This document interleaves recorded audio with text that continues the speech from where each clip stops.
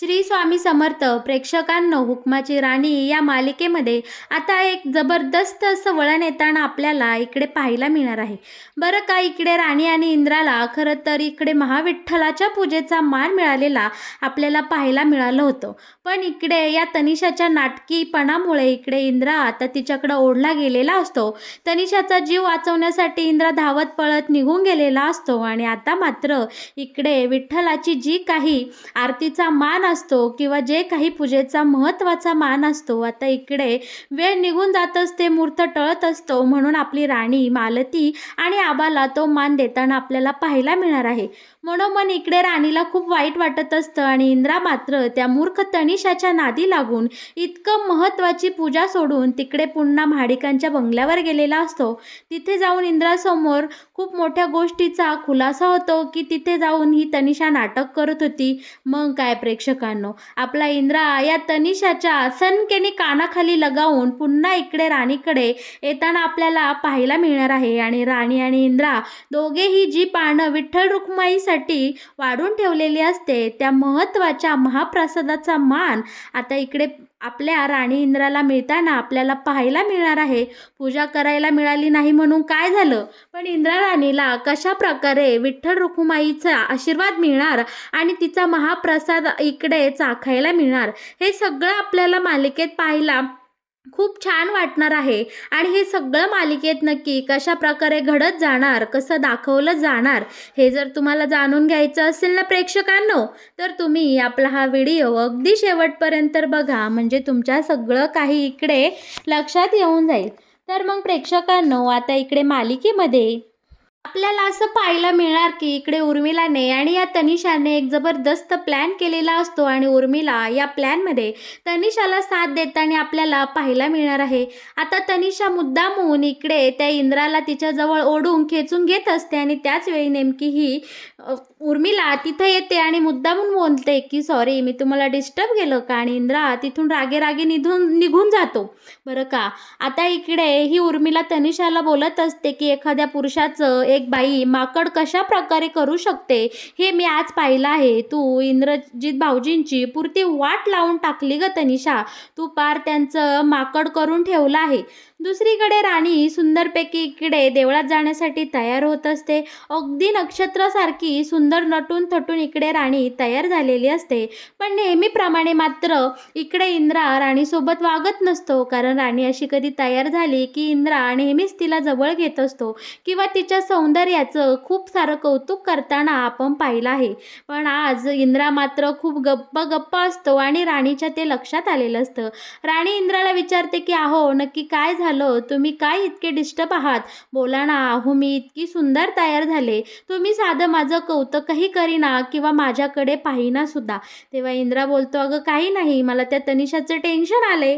आता राणी बोलते म्हणजे, तर इंद्रा लगेच बाजू सावरत बोलतो की अगं, तिचे खूप मोठे पैसे आपल्याकडे आहे ना, ते कर्ज कसं फेडायचं, त्या सगळ्या ऋणातून कसं मुक्त व्हायचं, हा विचार मी इकडे करतोय की तनिषाला आपण पैसे कसे द्यायचे. बरं का, आता इकडे राणी बोलते की हे माझं सगळं श्रीधन घ्या आणि त्या तनिषाला देऊन टाका आणि तिच्याकडनं थोडाफार वेळ मागवून घ्या. जर माझा नवरा सुखात नसेल तर मला या दागिन्यांचं काय करायचं.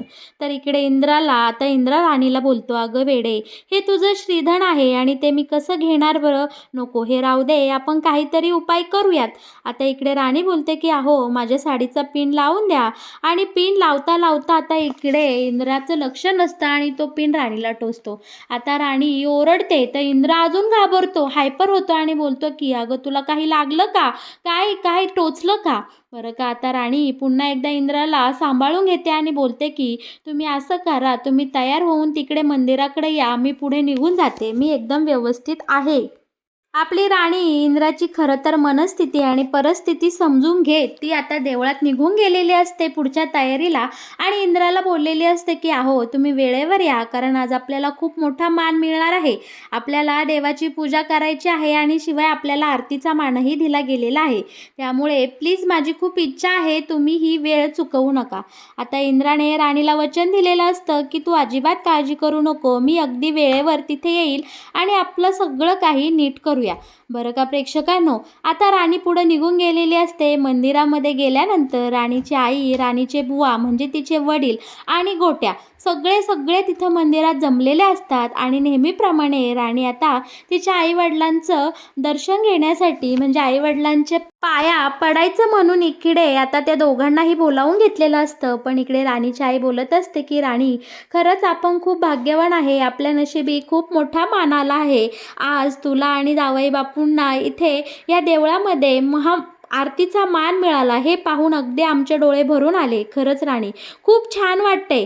बरं का, आता इकडे राणी बोलते की हो खरं आहे आई, पण ही सगळी तुमच्या जावई बापूंची कमाल आहे. त्यांच्या कष्टामुळे किंवा त्यांच्या कर्तृत्वामुळे आज आपल्याला हा इतका मोठा मान मिळाला आहे आणि हा मोठा सोहळा पाहायला मिळत आहे. बरं का, आता राणी बोलते की आई थांब ग, मला पाया पडू दे दोघांच्या. इकडे आई वडील बोलतात की अगं कशाला, मंदिरात आहोत आपण. तर राणी काही बोलणार तोच इकडे गोट्या बोलतो की अगं आई, तुम्हाला माहिती आहे ना, दरवर्षी देवाच्या पाया पडायच्या आधी, विठ्ठलाचं दर्शन घेण्याआधी मी माझ्या आईवडिलांचे पाया पडते, त्यांचं दर्शन घेते, त्यांचा आशीर्वाद घेते. आता गोट्या बोलतो, अगं राणी, हे सगळं आमचं पाठ झालंय, कारण दरवर्षी ह्या आषाढी एकादशीच्या दिवशी तू आम्हाला हेच गोष्टी सांगते आणि इकडे तुझ्या आईवडिलांच्या पाया पडते. आता राणी हसते आणि बोलते की आई आणि बुवा या बरं, मला आशीर्वाद द्या. छानपैकी आईवडिलांचा आशीर्वाद घेऊन राणी आता इकडे विठ्ठलाच्या चरणी एकदम भक्तिमय झालेली आपल्याला पाहायला मिळणार आहे. मंदिरामध्ये छान भजन चालू असतं. छानपैकी टाळाचा, विणाचा सगळे आवाज धुमधुमत असतात आणि इकडे खरंच खूप प्रसन्न वातावरण तयार झालेलं असतं. आता राणीची आई बोलते की मग आपल्या प्रसादाचं काय, कारण आपण महाप्रसादासाठी 2 पानं वाढणार आहोत, कारण तुला माहिती आहे ना, आपल्या वस्तीमध्ये विठ्ठल रखुमाई जेवायला येतात. आता राणी बोलती की हो आई, माझ्या सगळं लक्षात आहे आणि राहिला प्रश्न प्रसादाचा, तर तो प्रसाद माझ्या घरून येणार आहे. तू काळजी करू नको. मालती मॅडम आणि रत्नाई तो प्रसाद घेऊन येतच असतील. ते आल्यानंतर आपण सगळी बाकीची तयारी करून घेऊया. आता घरून तिकडनं मालती, आबा, रत्ना, अजित सगळे इकडे हॉलमध्ये देवाऱ्यापाशी जमलेले असतात आणि तिकडनं उर्मिलाही आलेली असते. आता उर्मिला बोलते की तनिषा नाही येणार, तिला बरं वाटत नाही. इंद्रा बोलतो का गं? ती बोलली नाही, डोकं दुखतंय, बाकी काही नाही. आता इकडे इंद्रा बोलतो की ठीक आहे, तिला नसं यायचं तर येईल ते, तुम्ही या पाठीमागून. चला आबा, आपण निघूया. आता मालती, आबा आणि इंद्रा हे सगळेजण पुढे निघून गेलेले असतात. घरी अजित, रत्ना आणि ही उर्मिला थांबलेली असते तनिषाची वाट पाहत. बरं का, तिकडे मंदिरात गेल्यानंतर मस्तपैकी आपल्या मालतीने सगळं महाप्रसाद सोबत आणलेलं असतं. सगळ्या गोष्टी घेतलेल्या असतात. आता राहिलेली माणसं घरून निघणार तोच इकडे आता ही नाटकी उर्मिला बोलते की तनिषाचं खूपच डोकं दुखतंय, त्यामुळे ती येत नाही, चला आपण सगळे निघूया. आता सगळे मंदिरात आलेले असतात आणि तनिषाच्या प्लॅननुसार इकडे ती उर्मिला जी काही झोपेच्या गोळ्यांची बाटली असते रिकामी झालेली, ऑलरेडी त्या गोळ्या काही तनिषाने घेतलेल्या नसतात, पण ती रिकामी बाटली इंद्राच्या हातात देणार असते, जेणेकरून इंद्रा नक्की काय रिॲक्ट होतो, इंद्रा नक्की धावत पळत माझ्यासाठी इकडे घरी येतो का, राणीला तिथे एकटी पूजेला ठेवून, किंवा राणी आणि इंद्राचा पूजेचा मान तिकडे बुडतो का, त्यांचा प्लॅन फ्लॉप होतो का, असं इतकं मोठं प्लॅनिंग इकडे तनिषा आणि या उर्मिलाचं असलेलं आपल्याला पाहायला मिळणार आहे.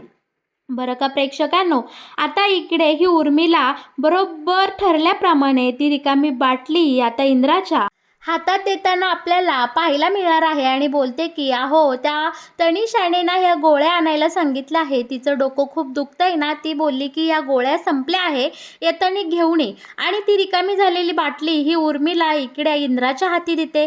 आता इंद्राला असं वाटलेलं असतं की या सगळ्या झोपेच्या गोळ्या आहेत, ही बाटली तर सकाळी फुल होती आणि आता इतकी रिकामी कशी झाली, म्हणजे याचा अर्थ तिकडे तनिषाने नक्कीच काहीतरी उद्योग केला असेल. हिने सुसाईड अटेम्प्ट तर नाही केलं, कारण सकाळी तिची मनस्थिती खरंच ठीक नव्हती. इंद्राच्या डोक्यात इकडे आता विचारांचा काहोर उठलेला असतो. तनिषाच्या काळजीने आता इंद्रा इकडे कासावीस झालेला आपल्याला पाहायला मिळणार आहे. आणि बरं का, इकडे बरोबर या नाटकी तनिषाचा प्लॅन अगदी यशस्वी झालेला असतो आणि इंद्रा इकडे देवळातली पूजा सोडून, राणीला दिलेलं वचन सोडून तिथे देवळाच्या बाहेर येऊन पुन्हा तिकडे महाडिकांच्या बंगल्यावर जाताना आपल्याला पाहायला पाहायला मिळणार आहे. इकडे मालती आबा सगळे इंद्राला आवाज देत असतात. अरे इंद्रा, कुठं चाललास? काय झालं? इतक्या घाईने का निघाला? पण इकडे इंद्रा कोणाचाही एक शब्द ऐकून घेत नाही आणि तो लगोलग तिकडे घरी जाताना आपल्याला पाहायला मिळणार आहे. राणी आपली विठ्ठलाच्या पूजेमध्ये, त्या भक्तीमध्ये अगदी इकडं मन रमून बसलेली असते. ती आता इकडे स्वप्न पाहू लागलेली असते की इंद्रजित येतील, दोघेही छान एकत्र जोडीने देवाची पूजा करतील, महाविठ्ठलाचा पांडुरंगाचा आशीर्वाद घेईल. पण इकडे सगळं काही उलटं घडलेलं असतं. या तनिषाचा प्लॅन सक्सेसफुल होऊन राणीचा इकडे पार पचका झालेला असतो. इकडे वेळ निघून चाललेली असते, मुहूर्त जवळ येत असतो आणि सगळेजण फक्त इंद्रासाठी इथे खोळंबलेले आपल्याला पाहायला मिळणार आहे. आता इथे मंदिरामध्ये कल्लोळ उठलेला असतो की इंद्रजित साहेब कधी येणार, उशीर होत आहे. पंडितजी सुद्धा इकडे बोलवत असतात. पण आता ही परिस्थिती कशी हाताळायची म्हणून आपली राणी बोलते की जाऊ द्या, इंद्रजित नाही आले तर ठीक आहे. मालती मॅडम आणि आबा तर इथं आहेत ना, तसेही ते आमच्या घरचे मोठे आहेत आणि आमच्यासाठी ते खूप महत्त्वाचे आहेत. मालती मॅडम आणि आबा, तुम्ही दोघेही मिळून तुम्ही पूजा करून घ्या. जाऊ दे, इंद्रजित गेले तर जाऊ दे. आता खरं तर इकडे या सगळ्यांना वाईट वाटत असतं, राणीला तर खूप वाईट वाटत असतं. पण वेळेअभावी आणि पूजा मुहूर्तावर व्हावी म्हणून इकडे मालती आणि आबाच्या हस्ते ही सगळी पूजा पार पडली जाते. छानपैकी विठ्ठलाच्या पांडुरंगाच्या नामस्मरणात, भजनात, टाळविण्याच्या आवाजात इकडे छान मस्तपैकी मालती आबाच्या हस्ते आपल्या महाविठ्ठलाची पूजा पार पाडली जाते. दुसरीकडे मात्र ही नाटकी तनिषा इकडे सिगारेट ओढत बसलेली असते आणि इंद्रा मात्र इकडे दार ठोठावत असतो. तनिषा, दार उघड, काय झालं तुला? अगं तनिषा, वेड्यासारखं वागू नको, काय झालं? आणि ही मात्र इकडे इंद्राच्या या सगळ्या हालतीची फक्त मजा घेत असते आणि बोलते की तू माझ्यासाठी धावत पळत येतो का नाही, हेच तर मला पाहायचं होतं आणि तू आलास. त्या राणीला एकटं मंदिरात सोडून तू इथं आलास, मला खूप छान वाटतंय. इंद्रा, माझ्यासाठी जरा धडपड कर रे, माझ्यासाठी जरा कासावीस हो. आणि ही मूर्ख बाई आतमध्ये बसून इकडे इंद्राचा वेळ खात असते. इंद्राला तिने इथे बरोबर गुंतून ठेवलेला असतो. दुसरीकडे उर्मिलाला हा सगळा प्रकार माहीत असतो, त्यामुळे ती मंदिरामध्ये राणीची आणि सगळ्यांची इकडे मजा घेत असते. राणीचा पडलेला चेहरा, राणीचा पचका झालेला इकडे उर्मिलाला पाहून खूप आनंद होत असतो. उर्मिला फक्त ही सगळी परिस्थिती इथे देवळात बसून एन्जॉय करत असते.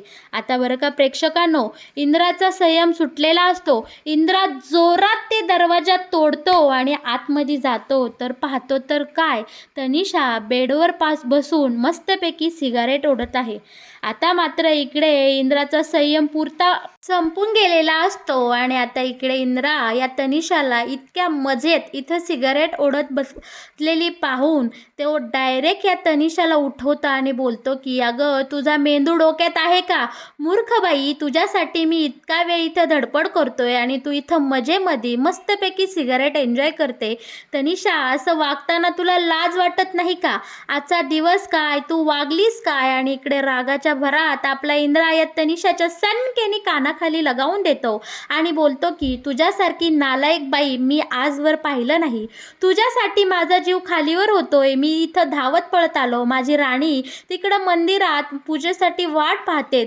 देवाची पूजा अर्धवट ठेवून, पांडुरंगाची पूजा अर्धवट ठेवून मी तुला प्राधान्य दिलं आणि तू बावळट बाई इथं सिगारेट ओढतेत. बरं का, आता इंद्राने एकतर या तनिषाला खूप बडबड केलेली असते, तिच्या चांगली कानाखालीही लगावून दिलेली असते आणि त्याच अवस्थेत त्या तनिषाला तिथेच सोडून आपला इंद्रा पुन्हा एकदा धावत पळत इकडे वेळ वाचवत मंदिरात आलेला आपल्याला पाहायला मिळणार आहे.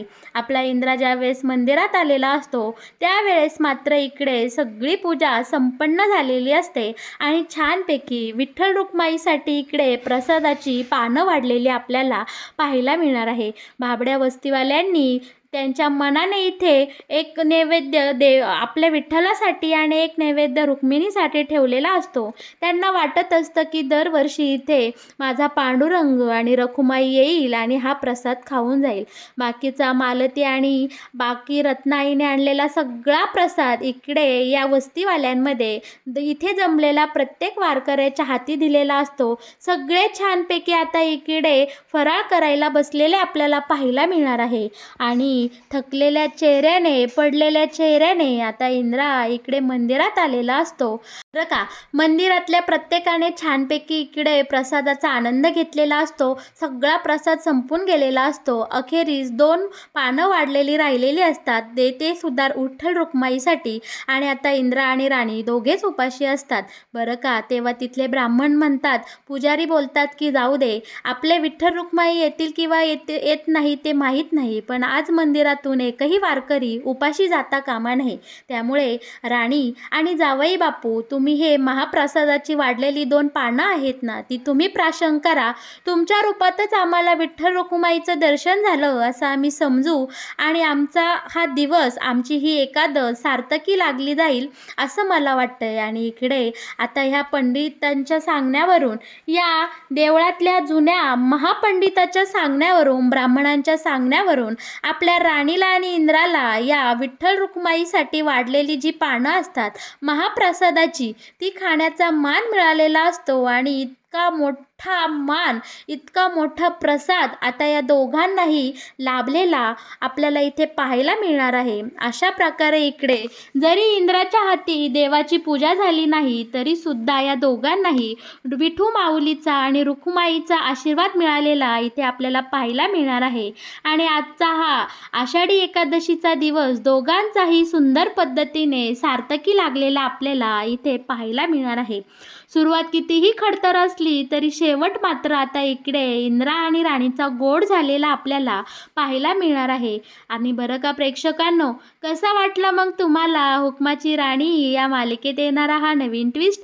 या मालिकेचे असेच नवनवीन अपडेट जर तुम्हाला सगळ्यात आधी जाणून घ्यायचे असतील तर तुम्ही आपल्या या चॅनलला नक्की सबस्क्राईब करा आणि आपल्या व्हिडिओला लाईक केल्याशिवाय अजिबात कुठे जाऊ नका. धन्यवाद.